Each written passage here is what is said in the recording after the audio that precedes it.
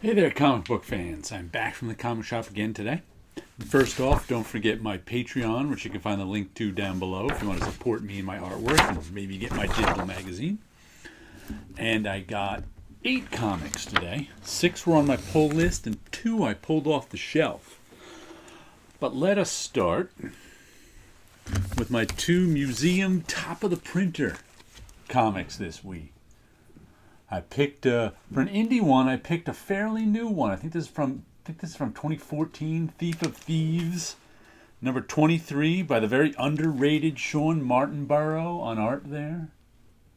Like that cover. I don't have to reread this series because I enjoyed it. The other, of course, is an old FF cover, one of these Marvel 10th anniversary covers in a box. I didn't even know I had this issue, 117. Should have looked up who did it. I think that's Rich Buckler at first glance. I think he was doing some stuff around this time. But I thought that was I always liked these 10th anniversary covers in a box. Probably because a lot of them were done by Gil Kane and they're really well designed and drawn. But there you go. There's the 2 covers that I've had all week. Now I'll put them away and pull 2 more out to keep on top of my printer. And the freebie this week, comic shop news. It's like we got a whole bunch of different Wolverines there. Wolverine is both X-Live and X-Dead. That's one of my phrases I use, Schrodinger's cap, where you don't know if a comic book character is alive or dead until you open the comic and find out.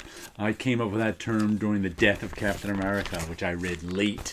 But Schrodinger's cap, every comic book superhero is both dead and alive at the same time. There's your proof right there. Wolverine is both X-dead and X-alive. Let's see, the first thing I got here is Time Before Time. Number 8, right? Halloran, Atsami, Elauhau, Shavy, McConnell.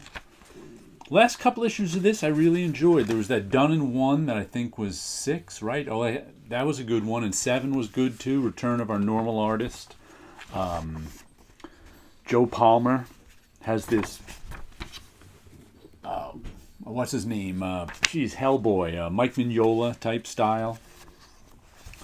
Traveling through time, trying to get away from time, the time mob. Fun stuff. It's with time. It's not really your typical time travel story in that time travel is just sort of a backdrop to it. The real story is running away from these syndicates and getting caught in the middle of this sort of syndicate mob war.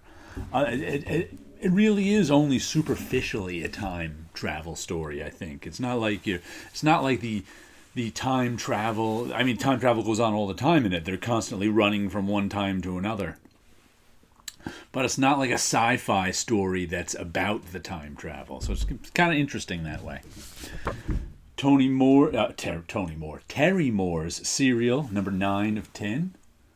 We're almost to the end of this one. Who's that chasing her? That's the woman. That's right. She cut her hair off. Our serial killer lady. Who's after our eternal demon who's in a body of a child. Yeah, there she is. Some part of the plot, she cut her hair off last semester. Terry Moore stuff is always good.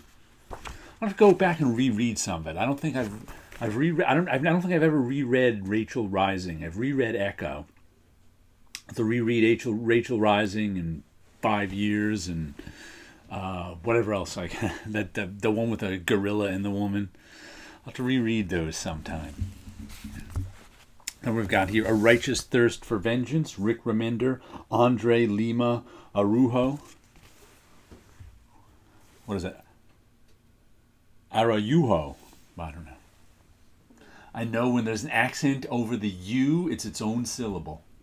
It still doesn't help me pronounce his last name. French Polynesia. What are we doing in French Polynesia? I don't know. But by the way, I am not a fan of this style of cover with the logo in the middle. That's such an indie thing these days, and I just don't like it. stuff going on. But this story has really been about the art.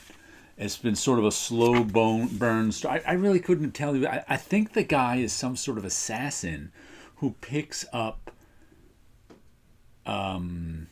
jobs on the internet, but he really hasn't hurt anyone. He's been going around tracking this other guy down who is an assassin who killed people. So I'm really not exactly sure what this is about. 2 issues in, but the artwork and the storytelling are just so beautiful that I've enjoyed it a whole. There's a lot of sort of reaction shots and a lot of visual storytelling being done without words. That's really good. And some more good visual storytelling. Radiant Black, what issue are we on here? Number 11. Last issue was really good. It was this sort of other world. He went into this sort of dreamlike world that and it was very well visualized. The colors were excellent and stuff. Let's say we're back in the regular world. It was sort of Steve Ditko-esque without really being pardon me, Steve Ditko. So they kind of had its own more modern style with the colors and spaces and shapes. But it was that sort of thing, like Steve Ditko envisioning Doctor Strange's otherworldly stuff, the domain of Dormammu. Kind of the same thing they were doing last issue with but really well done. And not copying Ditko, doing their own thing. Who does this again? Let me see.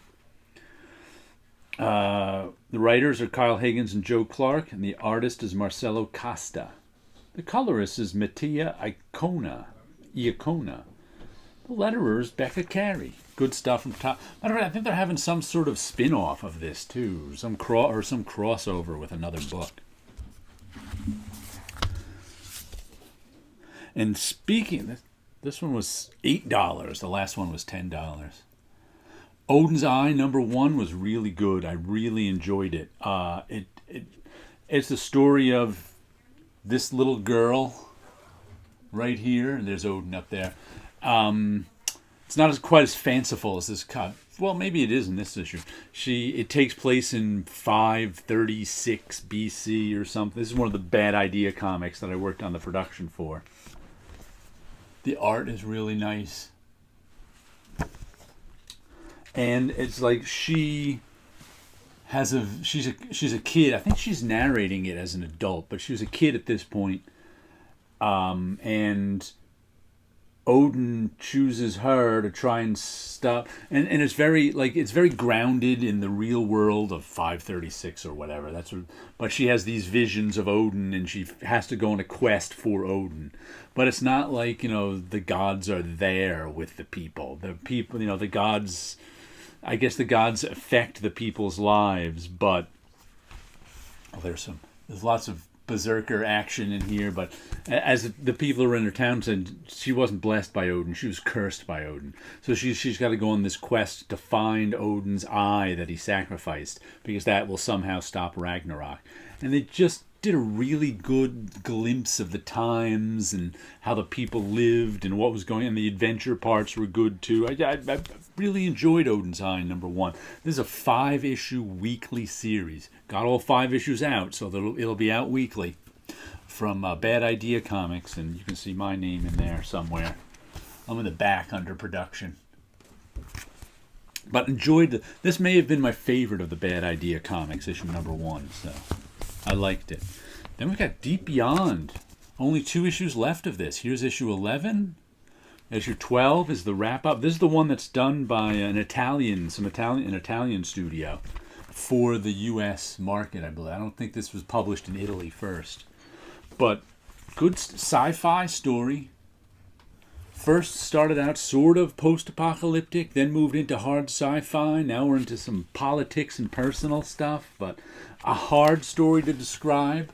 But these guys are first-rate. First-rate, who is it? Created by Mika Adolfo, David Goy, Andrea Broccardo, Barbara Nonsenzo. I spit on it. Who does the art on it? I guess main cover is Andrea Broccardo. I think that's who's doing the art. But really good stuff. These guys know what they're doing. They know how to tell a story. Oh, I enjoyed that thoroughly. And here's the first of the two I picked up on a whim. I don't even know if this came out this week or was already there, but I picked up Impossible Jones #1 and kind of liked it. But it's got kind of this retro Mike Allred-ish art. And it was sort of retro superhero stuff. But it was kind of like, I liked it, but I didn't know if I liked it enough to put on my pull list. I saw this issue out there today. I'm like, what the heck? I'm gonna get it. Impossible Jones #2. Oh look, she's got 3 arms. Scout Comics. Who's doing this? Carl Kessel is doing the script and inks. David Hahn is doing the pencils. Tony Avina is doing the colors. Comic Craft on the letters. Like I just picked this one up on a whim, kind of. I was like, I can get one more comic this week. Why not? Get Impossible. And the cover caught my eye too. It's a nice cover. And the last comic I got for the week, speaking of catching my eye, is a DC comic. I can't tell you the last time I bought a DC comic. But I bought this one just because I think it was on Twitter or something. Someone was showing this. Could have been one of the people on the book and saying everything is done as double-page spreads as a chase scene with multiple figures running through. So I just thought the art looked kind of really nicely designed and kind of cool. So I was like, you know what? I'm going to buy that one. So they ended up selling it to me with this sort of gimmick.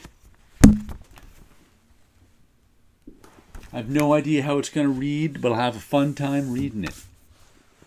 Right now, let me show you a little of my artwork. The way I took my paintings down and put my big white drawing board up here because I wanted to do another big ink drawing, which I don't think I've done since June because I've been painting. I was painting all summer. So, but I was working some more on my colored ink style.